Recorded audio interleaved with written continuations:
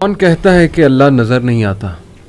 میں نے دیکھا اسے میرے گناہوں کی پردہ پوشی کرتے ہوئے اور میری دعاؤں کو قبول کرتے ہوئے، میرے گناہوں کے باوجود مجھے رزق دیتے ہوئے اور مشکلوں میں میرا حوصلہ بڑھاتے ہوئے۔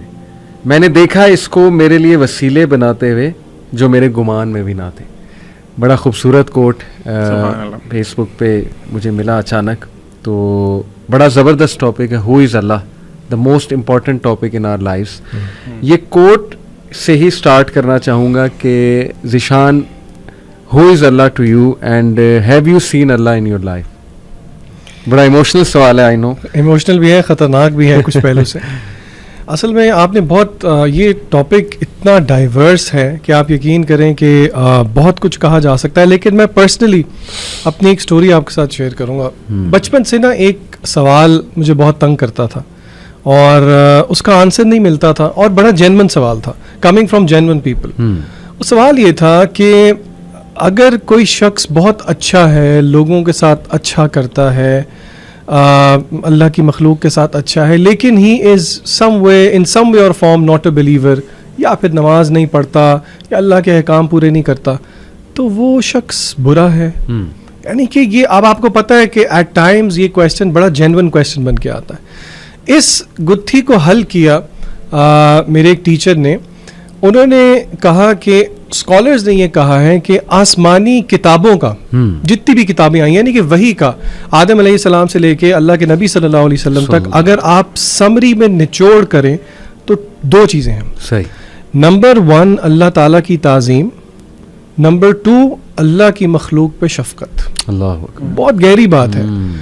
تو انہوں نے کہا کہ ایک چیز ول نیسیسیٹیٹ دی ادر، یعنی کہ اللہ تعالیٰ کی تعظیم اگر آپ کے دل میں ہے تو لازم و ملزوم نیسیسریلی آپ اس کی مخلوق پہ شفقت کریں گے ہی کریں گے۔ زبردست۔ تو یہاں سے مجھے یہ بات سمجھ میں آئی کہ ہیومینٹی، ہیومنزم، جو کہ آج کل ایک معروف ٹرم ہے، در حقیقت یہ ہمیں دین سے ملتی ہے کہ ایک اچھا مسلمان ہو ہی نہیں سکتا جب تک کہ وہ اللہ کی مخلوق کے ساتھ شفقت نہ کرے۔ کیا بات ہے ماشاء اللہ۔ Aleem, he is the Lord of the impossible and you are crying for the possible.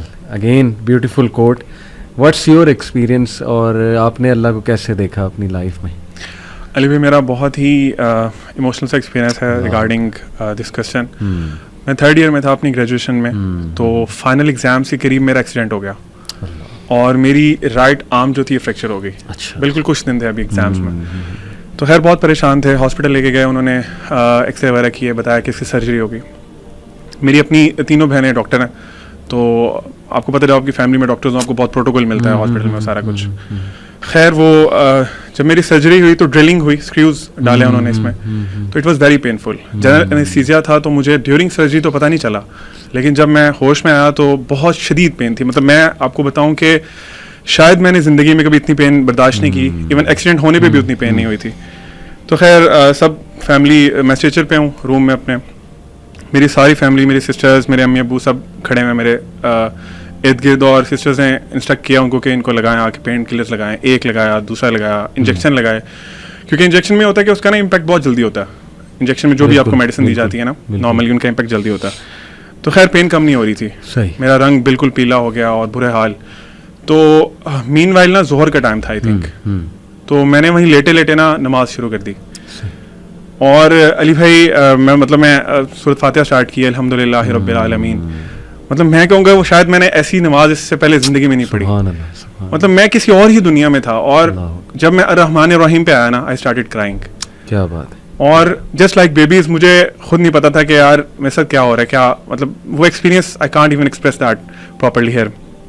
خیر سورۃ فاتحہ بھی ختم ہوئی تو میری پین ختم ہو چکی تھی، اور سرپرائزنگلی میں نے اپنی بازو کو پراپر ٹیپ کیا کہ جہاں مجھے پین ہو رہی تھی، کہ شاید میں بھی خواب تو نہیں دیکھ رہا، مطلب از اٹ ریئلٹی۔